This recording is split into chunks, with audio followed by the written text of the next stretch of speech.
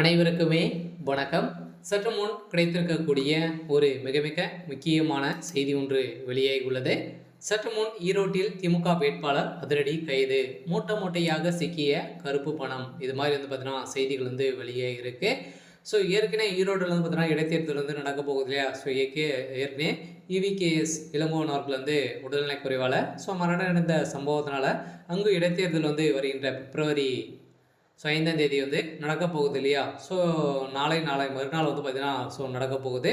So அதில் பிப்ரவரி 8ஆம் தேதி இந்த ரிசல்ட்டும் வெளியிட போகிறாங்க. ஸோ அதனால் ஈரோட்டில் நேற்றிலிருந்து பார்த்தீங்கன்னா பிரச்சாரங்கள் முடிவடைந்து இன்றோடு முடிவடைந்திருக்கக்கூடிய சூழ்நிலையில் இந்த அடிப்படையில் நேற்று பிரச்சாரத்தில் ஈடுபட்டிருந்த நிலையில் அங்கு திமுகவுடைய வேட்பாளர் பார்த்தீங்கன்னா அங்கே இருக்கக்கூடிய மக்களுக்கு அனைவருமே பார்த்தீங்கன்னா பணங்களை வைத்து காரின் மூலமாக ஒரு 2.5 கோடிக்கு மேலே பணங்கள் சிக்கிய சம்பவம். அவருடைய வீடுகளும் ரெய்டுகள் நடந்தது. இந்த ரெய்டின் அடிப்படையெல்லாம் மூட்டையாக பணங்கள் சிக்கினதாக ஒரு செய்தி வெளியாக இருக்குது. ஸோ அதனால் அமலாக்கத்துறையால் இவர் கைது செய்யப்பட்டிருக்காரு.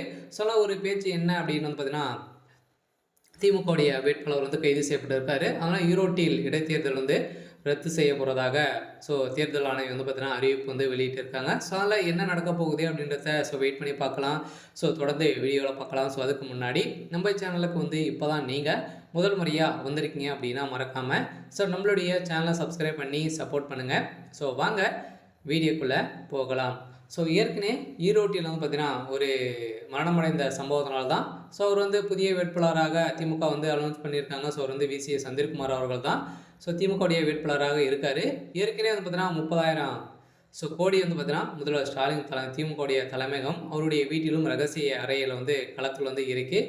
இப்போ இந்த தேர்தலுக்கு பார்த்தீங்கன்னா திமுக மாபெரும் வெற்றி பெறுவதற்காக மக்களுக்கு ஒவ்வொரு ஓட்டுக்குமே பார்த்தீங்கன்னா 5,000க்கும் மேற்பட்ட பணங்கள் கொடுத்து வருவதாக எதிர்க்கட்சி தலைவர்கள் அனைவருமே குற்றச்சாட்டுகள் வைத்திருந்த நிலையில் தான் இப்போ அதிரடியாக ரகசியமாக களத்தில் இறங்கி இப்போ திமுகவுடைய வேட்பாளர் பார்த்தீங்கன்னா அவருடைய வீட்டில் சிக்கிய மூட்டையாக பணங்கள் சிக்கிய சம்பவத்தினால்தான் தான் இப்போ அதிரடியாக கைது செய்யப்பட்டிருக்காரு.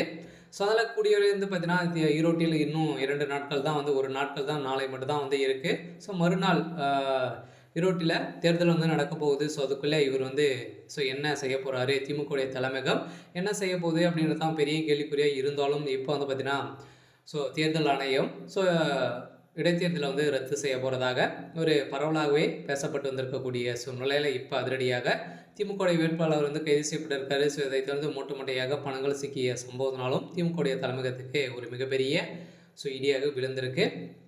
இருந்தாலும் என்ன நடக்க போகுது அப்படின்றத வெயிட் பண்ணி பார்க்கலாம். இது மாதிரி செய்திகளை தெரிஞ்சுக்கணும் அப்படின்னா மறக்காமல் நம்மளுடைய சேனலை சப்ஸ்கிரைப் பண்ணி சப்போர்ட் பண்ணுங்கள். தேங்க்யூ.